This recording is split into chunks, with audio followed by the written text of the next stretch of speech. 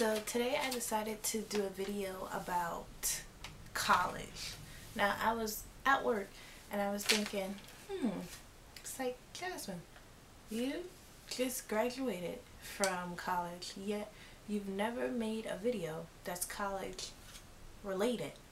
So since school is back and everybody is going back to school as far as elementary school, high school, or college, I thought, since I just graduated college and I have like about 4.5, 5 years of experience, I'll give you guys some tips about college. And so I wrote down a list.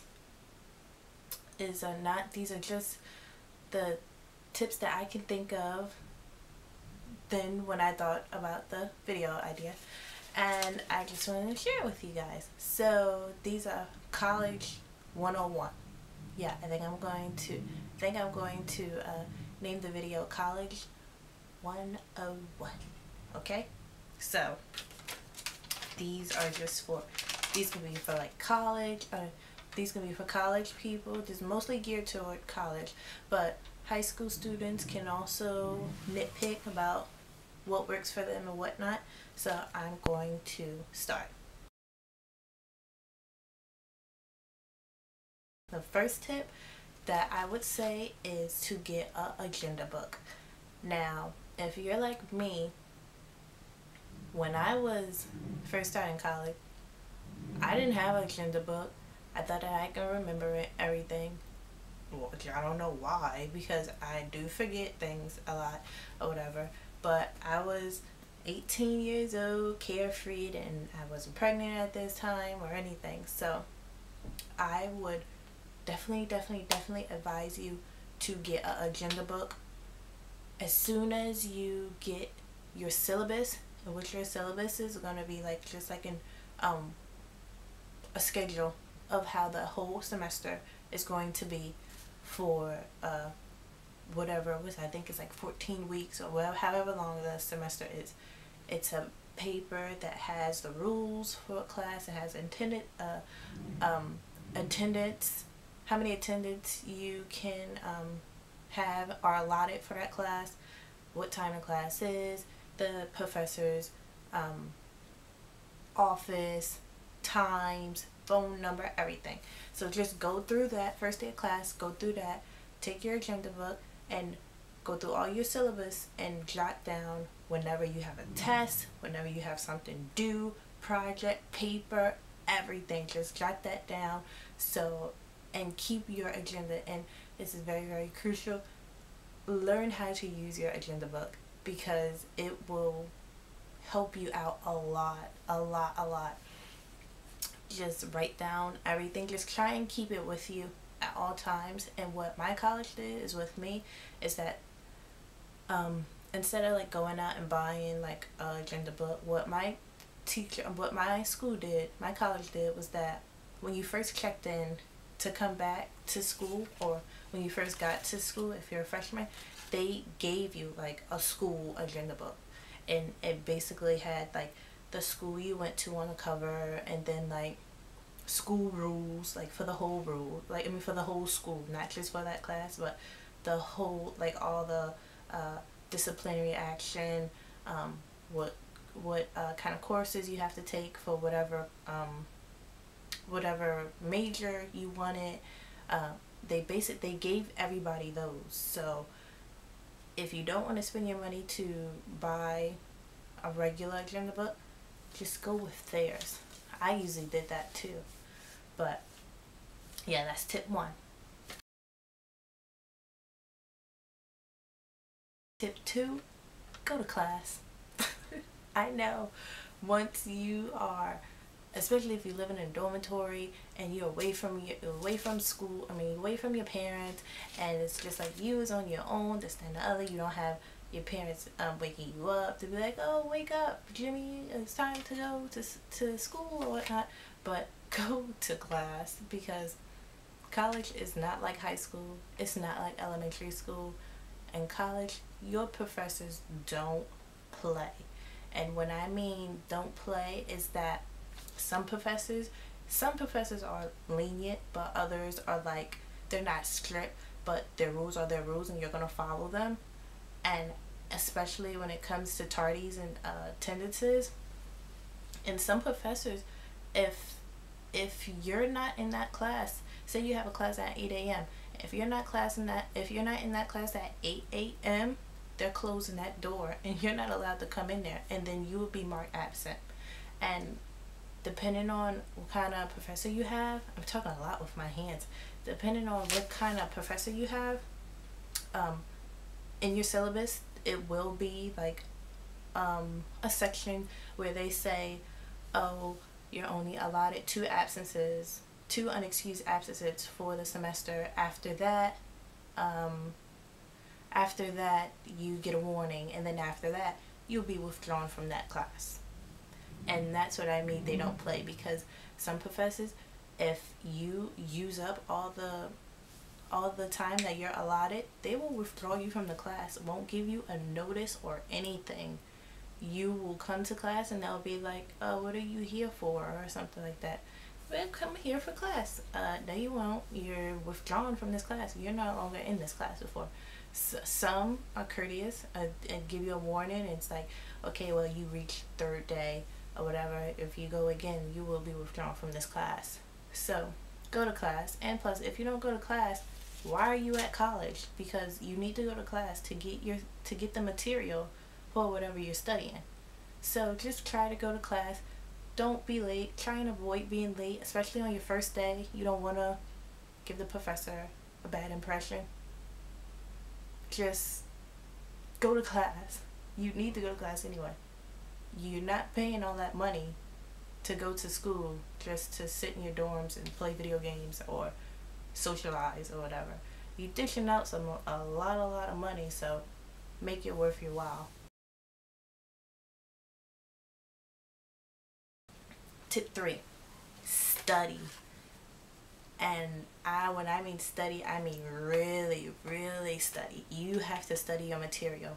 What I was told before I went to college, I had to take like a prep course thing. Well, not a prep course, but it was just like being introduced to being a college student or whatever. And what they told us, even though none of us never actually did it, what they told us is that to know how many hours to study for, to know how many hours to study for each class, they said however long your class is. So say if you have a 2-hour class, however long your class is, you have to double that time frame of how long your class is, and that's how many hours you're supposed to study. So say if you have a class and it's 2 hours, you should devote 4 hours to studying.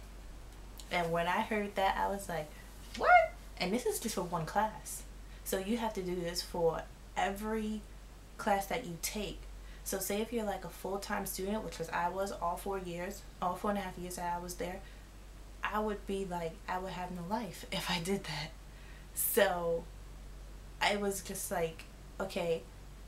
And most of my classes weren't 2 hours. I did, but that wasn't until I reached like sophomore, junior year. My freshman year, I only had 50-minute classes on Mondays, Wednesdays, and Fridays. Either on Tuesdays and Thursdays, the class was 1 hour and 15 minutes. So they would basically told us, for that 50-minute class, I have to double that in order to really like get the substance down. Because when you're in class, like, I know a lot of time my mind wandered and I was thinking about other stuff, and I mean I was writing the notes down, but I was just doing that. I was writing it. It wasn't like seeping through my head. I was just writing them down. So when I say study, I mean like you have to know your material. So I wouldn't say double it, but I will like devote however long you have to take in order to get that material, because there's nothing like waiting to the last minute to study for a midterm or a final. Please do not wait the day before a test or a quiz to study, because I mean sometimes it works, but you won't understand that material. Like, you'll study that material overnight and it'll be in your head, and then you take the test and you're like, oh, I know that, I know this, I know that, I know that. test's over, everything's gone. You don't know nothing. You don't remember anything. So how's that going to help you when it comes to midterm season or final? Yeah, it's not going to help you. You're going to have to study all over again come that final time to revisit what you just did.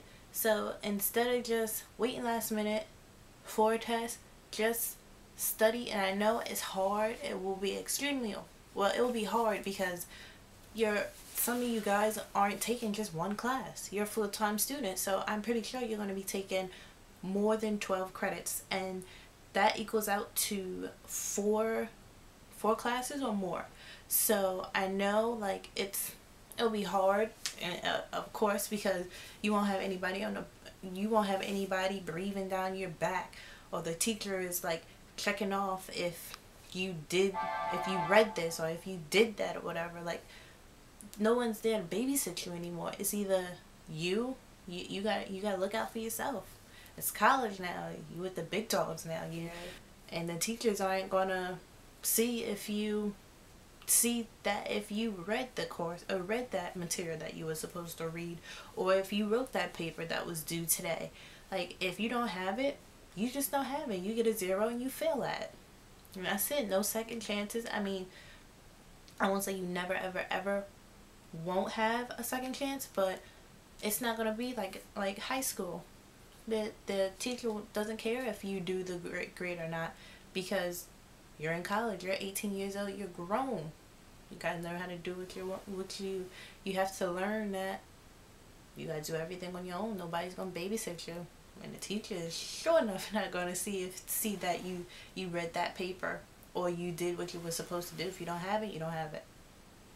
SOL. Tip 4. Go to bed at a reasonable hour. Please go to bed at a reasonable hour, because it's nothing like staying up all night when you have an 8 o'clock class the next morning. Or, and I know this is going to happen because it's college. When does it? Might not happen to you, but it does happen in college. When the previous night you were out partying, having drinks and stuff like that, and you go to sleep like 5 o'clock in the morning, and first of all, you're hungover. Second of all, you just you look all messed up and rough. Just go to bed at a reasonable hour. It will save you a lot of embarrassment and headaches. I would highly advise you to take all of your required 8 o'clock classes during your freshman year, because it's better to just get those out of the way so you don't have to take them when you're upperclassmen. I mean, you can if you want, but I mean, my advice, if I have control over my schedule, and there comes a time where some classes that you need to take that are a requirement, they're only at a certain hour. I would say you're required, or even if they're not required, if they're elective, or if they're any class that you have to take or you want to take as an elective and it's 8 o'clock in the morning, please just try and get it out of the way in your freshman year, either your first or second, that's a new word.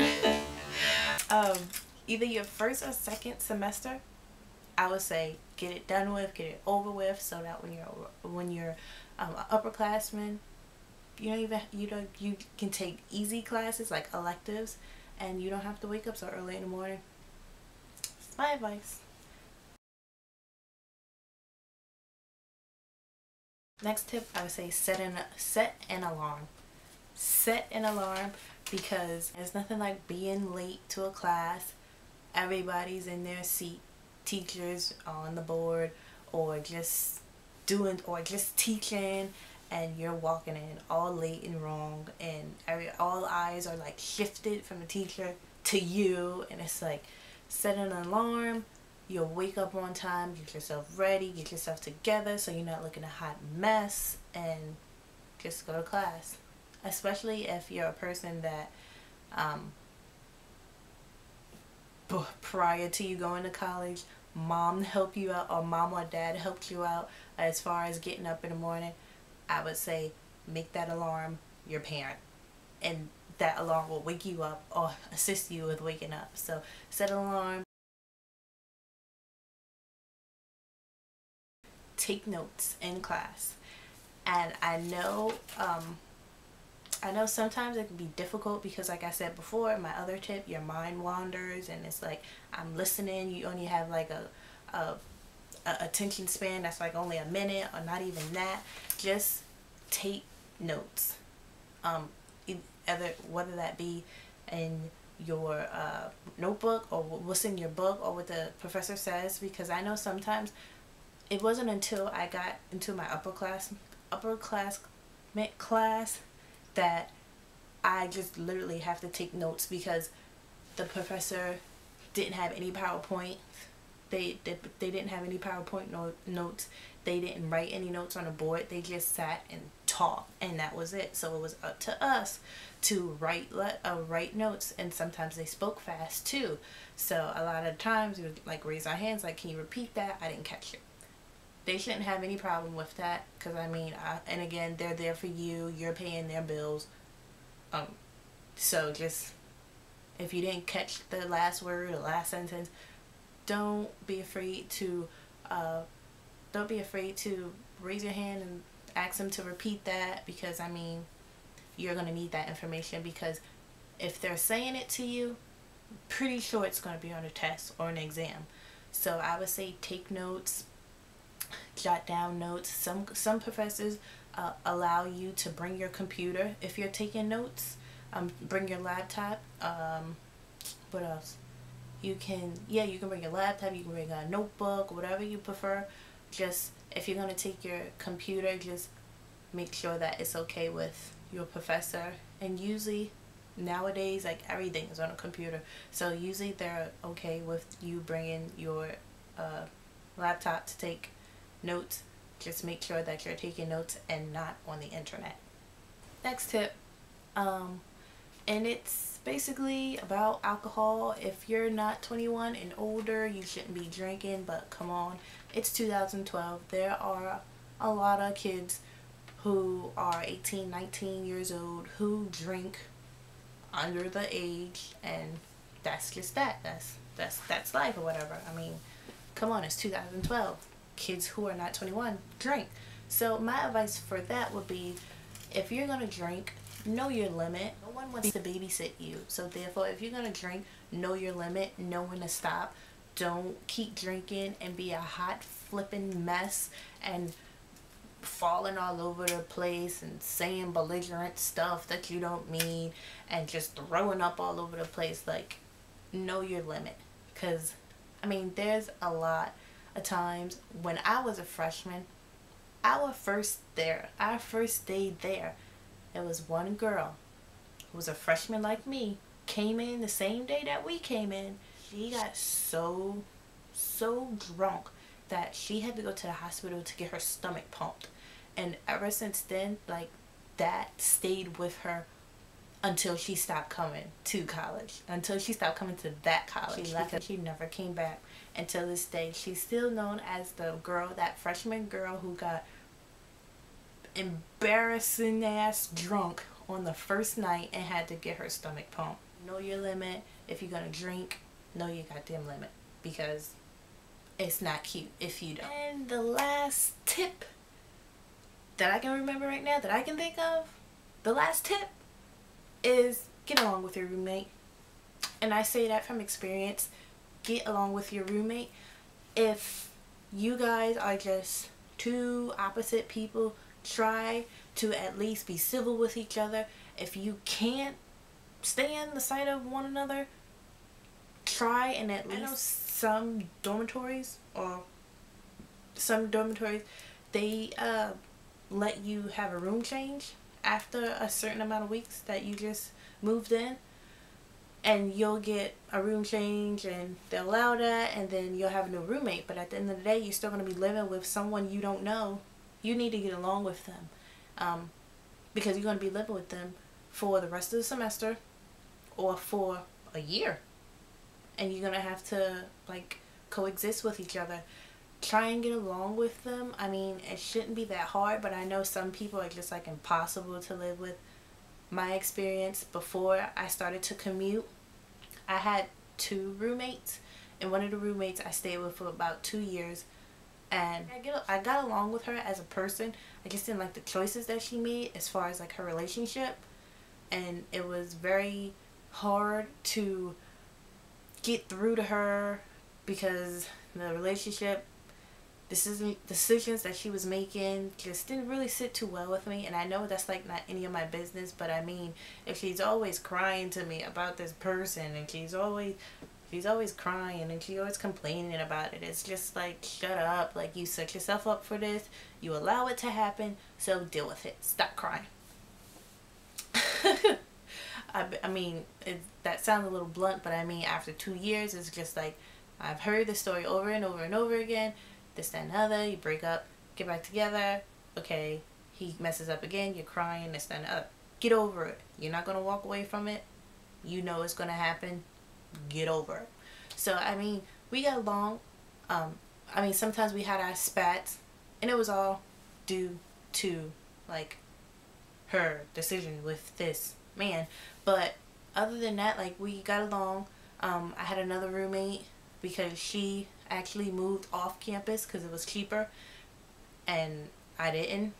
I didn't want to move off campus because I didn't have funds to, so I stayed on campus since that was with my grant or whatever.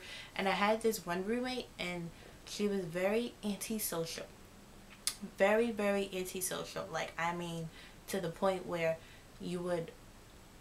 I would like initiate conversation, and she would give me one word answer. Like this, for example. Oh, hey, how was class? Fine.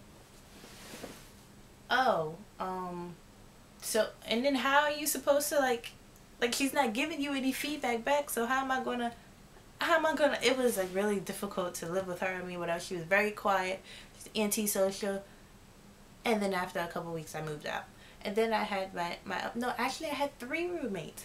And I like my third roommate the best, because she was I was a junior, she was a freshman, and she was just like, she was very mature for her age, and I liked her. We got along. We got along just fine. I mean, I was in the room most of the time because I was pregnant at this time, and I didn't want everybody all up in my business, so I just stayed I just went to my classes and went to school and went to my classes or whatever. And she was a freshman. She was getting to know, like, joining social clubs and whatnot. So I mean, we got along fine. But my advice is to try and get along with your roommate, because again, like, you're gonna have to live with that person regardless if you don't like them or not. Don't be petty and eat their food. If you do eat their food, replace it. Like, don't do that petty stuff, tit for tat stuff. Like, don't do that at all, because that's just gonna make y'all living experience hell. And it'll just make the relationship, even if there is a relationship or a friendship, just that worse. So don't, just try to get along with your roommate. And I'm out.